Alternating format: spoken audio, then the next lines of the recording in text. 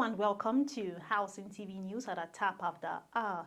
Coming to you from our studios here in the nation's capital, Abuja. I am Mary Agiobo. Our top stories. Federal government meets its first quarter tax targets by 2.2 trillion naira. Lagos State bans movement of goods on public buses. Federal government targets affordable housing through cooperative digital finance. And on the foreign scene, Tanzania set aside $109 million for airline growth. Now the news in details. Nigeria's tax revenue collection fell below expectations in the first quarter of 2026, with the federal government recording a shortfall of over 2 trillion naira amid the rollout of new tax reforms. Documents presented at the Federation Accounts Allocation Committee meetings show that the Nigeria Revenue Service generated 7.44 trillion naira between January and March against a projected target of 9.6 trillion naira. The development represents a performance rate of about 76% and comes months after the transition from the Federal Inland Revenue Service to the Nigeria Revenue Service under the new tax regime introduced in January. Reports reveal that despite the shortfall, revenue collections still recorded year-on-year growth when compared with the same period in 2025. The NRS also generated over 2.4 trillion naira from value-added tax during the quarter, slightly below its projected target. Meanwhile, the agency has warned ministries, departments, agencies, and state governments that unremitted taxes could now attract direct deductions from Federation account allocations under the new tax framework. Moving on to the defense headquarters, saying that joint counterterrorism operations conducted by Nigerian troops and United States Africa Command have eliminated 175 ISIS terrorists in Nigeria's northeast region. Director of Defense Information, Major General Samaila Uba, disclosed this in a statement issued on Tuesday. According to the military, the coordinated operations targeted terrorist camps, logistics hubs, weapons storage facilities, and financial networks linked to ISIS and ISWAP activities in the region. The defense headquarters also confirmed the killing of several high-profile terrorist commanders, including Abu-Bilal al-Minuki, as they described one of ISIS's most influential operatives globally. The military says the operation underscores Nigeria's continued collaboration with international partners in the fight against terrorism and efforts to restore peace and stability in the northeast. The Kano state government has launched a new solar-powered borehole initiative aimed at addressing persistent water shortages across communities in the state. Acting Commissioner for Water Resources, Dr. Dahiru Muhammad Hashim, says Governor Abba Yusuf approved the installation of 166 solar-powered boreholes under an emergency intervention program targeting water-stressed areas. According to the Commissioner, the project is expected to supply more than 4 million liters of water daily and benefit about 830,000 residents across Kano State. He further explained that each borehole would provide approximately 25,000 liters of water daily to communities facing severe shortages. Hashim described the project as the first phase of a broader water improvement strategy, adding that additional locations will benefit as the program expands. Meanwhile, the government says the intervention forms part of immediate measures to cushion the effects of water scarcity, while long-term solutions are pursued. And now the Lagos state government has announced a ban on the transportation of goods and heavy luggage on regulated public transport buses across the state. The directive, issued by the Lagos Metropolitan Area Transport Authority, will take effect from June 1, 2026. According to Lamata, the decision follows increasing complaints from commuters over the growing use of passenger buses for commercial goods transportation. The authority noted that the practice has affected passenger comfort, safety, and operational efficiency within the public transport system. Officials said the directive was reached after consultations with transport operators and maintenance managers across the state. Lamata further warned that there will be zero tolerance for violations and urged transport operators and commuters to make alternative arrangements for the movement of goods. The government says the move is part of efforts to restore order, improve safety, and enhance service delivery within Lagos public transportation. And now the Academic Staff Union of Universities has strengthened fresh industrial action over what is described as irregular appointments of professors of practice in Nigerian universities. ASU's Yola Zone Coordinator, Comrade Danny Maman, raised the concern during a press conference at Modibo Adama University in Yola. The union accused some vice-chancellors, governing councils, and political actors of interfering in university administration and undermining academic standards. According to ASU, appointments under the diaspora professors arrangement should only apply to individuals with at least 5 years of teaching experience within the university system. The union also criticized the federal government over the implementation of agreements reached with ASU, including issues relating to salary components and academic allowances. The union also warned that it would resist attempts to undermine the country's research and development agenda, while calling for greater transparency and adherence to agreements.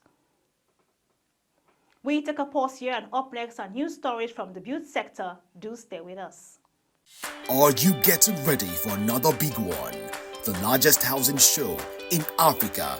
2 decades of relentless exhibition and conference. The 20th edition of the Africa International Housing Show, happening from the 13th to 18th of July 2026 at the prestigious Transcorp Hilton Hotel, Abuja, Nigeria. This premier event is Africa's largest housing and construction expo, attracting over 50,000 attendees in Africa and beyond, thereby giving room for developers, construction giants, financiers, home interiors, mortgage and microfinance banks, drawing from about 21 different countries of the world. Get ready to be part of history.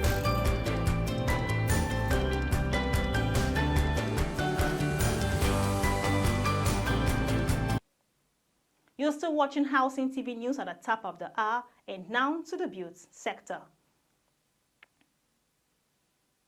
The federal government says it is exploring cooperative housing and digital finance solutions to address Nigeria's growing housing deficits. Speaking at the 2026 Cooperative Housing Summit Africa in Abuja, government officials and stakeholders said conventional mortgage system alone can no longer meet the housing need of millions of Nigerians. Minister of State for Agriculture and Food Security, Senator Aliyu Sabi Abdullahi, disclosed plans to establish a cooperative bank of Nigeria to support housing schemes, infrastructure development, and community projects. According to him, the proposed bank will focus on providing accessible financing for low and middle income earners, particularly workers within the informal sector.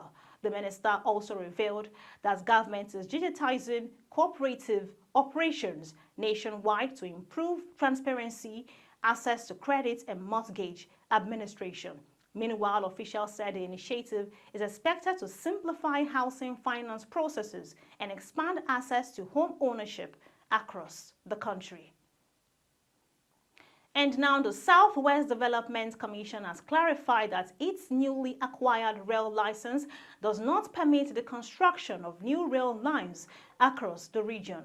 The Commission explained that the provisional license granted by the Nigerian Railway Corporation only authorizes passengers and freight operators on existing rail tracks within the Southwest Managing Director. The Managing Director of SWDC, Charles Akinyola, says the license would support regional connectivity by linking communities, businesses, and industrial hubs through rail services. However, the Commission stated that the development would serve as the foundation for the proposed Southwest Rail, agro-industrial and logistics platform. Meanwhile, SWDC urged members of the public to rely on official communication channels for accurate information regarding the projects and other regional infrastructure programs. And now to the foreign scene. The Tanzanian government has earmarked $109 million to support the expansion and operational improvements of Air Tanzania Company Limited. Budget documents presented to Parliament by the country's Minister of Transport show that the funding will cover aircraft acquisition, maintenance facilities, pilot training simulators, and cargo infrastructure. Meanwhile, authorities say part of the allocation will also support the construction of a new passenger terminal in Dar es Salaam with capacity to handle about 2.5 million passengers annually.